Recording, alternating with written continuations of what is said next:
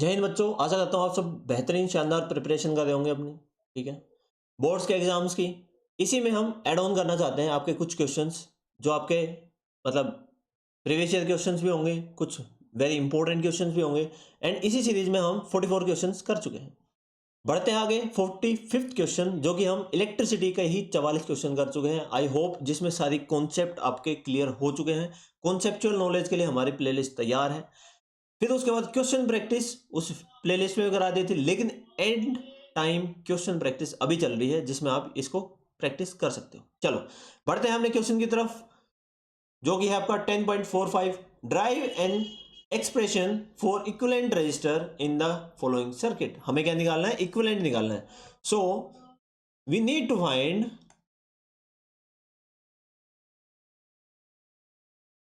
Equivalent resistance. इसमें कहा है decide which resistance are in series. कौन से सीरीज में है, कौन से पैरेलल में, हमें डिसाइड करना है। मतलब ये हमारी इच्छा है, ऐसा नहीं होता है। ये हमारी इच्छा नहीं है, ये सर्किट के ऊपर डिपेंड करेगा कौन सा सीरीज में, कौन सा पैरेलल में। Solve for series and then for parallel combination with both the results to get the equivalent resistance. Okay, so हमें गाइडेंस भी दे दी है इन्होंने, जिसकी कोई नीड थी नहीं, क्योंकि हमें पता है कि हम पहले सीरीज को करेंगे, पैरेलल को करेंगे, किसको क्या करेंगे वो हमें पता है। No need.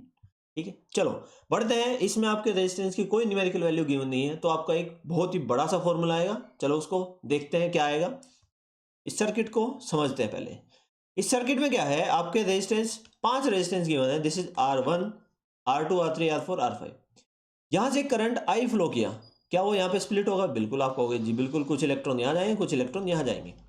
ये I1 इलेक्ट्रॉन क्या R3 से भी पास होंगे? I1 चार्ज और करंट हम गए I3 से पास होगा, बिल्कुल होगा। तो मतलब R2 और R3 दोनों किस में है? क्योंकि सेम करंट फ्लो कर रहा है, किस में है? सीरीज में। क्या यहां से पास होंगे? आपको बिल्कुल। सो I2, R4 और R5 दोनों से पास हो रहे हैं, मतलब ये दोनों जो रेजिस्टेंस है ये भी किस में है? सीरीज में। ठीक है, चलो इतना पता चल गया।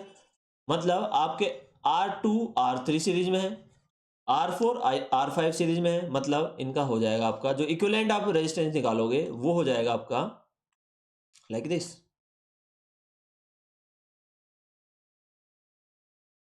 R2 3, R4 5। ठीक है, इसके बाद इसको फर्दर रिड्यूस करेंगे, you will get like this. और इसको सीरीज कॉम्बिनेशन में कर लेंगे हम, हो जाएगा R2 3 4 5। This is R1। चलो अब निकालते हैं R2 3। we will get R2 3 that will be in series, so R2 plus R3, and R4 5 will be R4 plus R5। R2 3 हो जाएगा आपको R2 plus R3, R4 5 हो जाएगा R4 plus R5। ओके, चलो इन दोनों का अब सीरीज में करते हैं। ये दोनों का सीरीज के बाद पैरेलल में करते हैं। पैरेलल में क्या हो जाएगा? 1/R will be 1/R2 3 plus 1/R4 5। ये क्या हो जाएगा? 1/R2 plus R3 plus 1/R4 plus R5।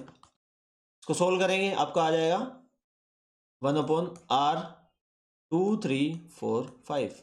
ये हो गया 1/R2 3 4 5, जो कि हो जाएगा R2 plus R3, R4 plus R5। ऊपर हो जाएगा R2 plus R3 plus R4 plus R5।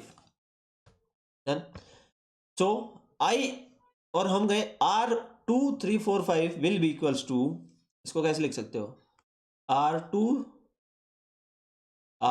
3 4 5 will be equals to R2 plus R3,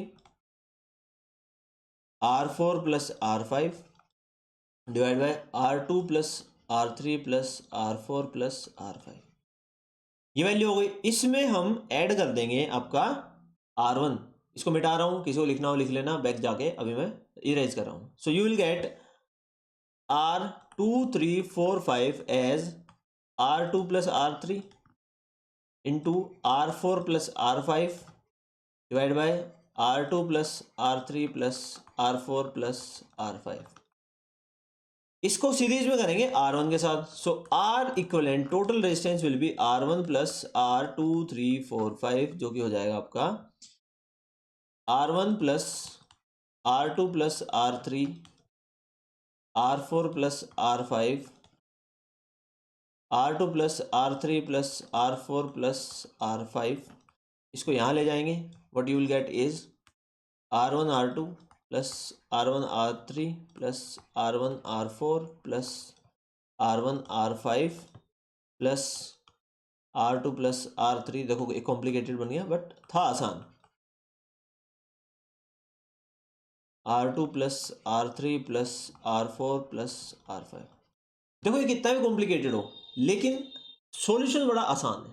पहले हम न्यूमेरिकल वैल्यू डाल के काट पीट देते थे, बट अगर न्यूमेरिकल वैल्यू नहीं गिवन है, ऐसे भी क्वेश्चन आ सकते हैं आपके, तो हम ऐसे सोल्व करेंगे. डिफिकल्ट नहीं है बेटा, डिफिकल्ट नहीं है, आपको बस सोल्व करने हैं, स्टेप बाय स्टेप करना है.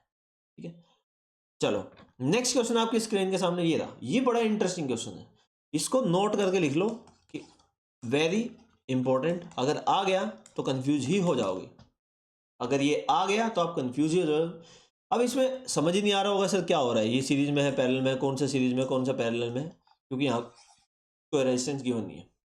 रेजिस्टेंस गिवन नहीं है, इसका क्या मतलब है, इसका क्या मतलब है कि इस वाले पॉइंट को हम उठा के यहाँ पे रख सकते हैं और इस वाले पॉइंट को हम उठा के यहाँ पे रख सकते हैं और वाइस वर्सा ऑल्सो. मीन्स जो R2 है वो R3 के साथ पैरेलल में और R3 R6 सॉरी 2 ओम जो है वो 3 ओम के साथ पैरेलल में. देखो क्योंकि ये पॉइंट सेम है, इसको इस रेजिस्टेंस को घुमा के ऐसे ले आए हम.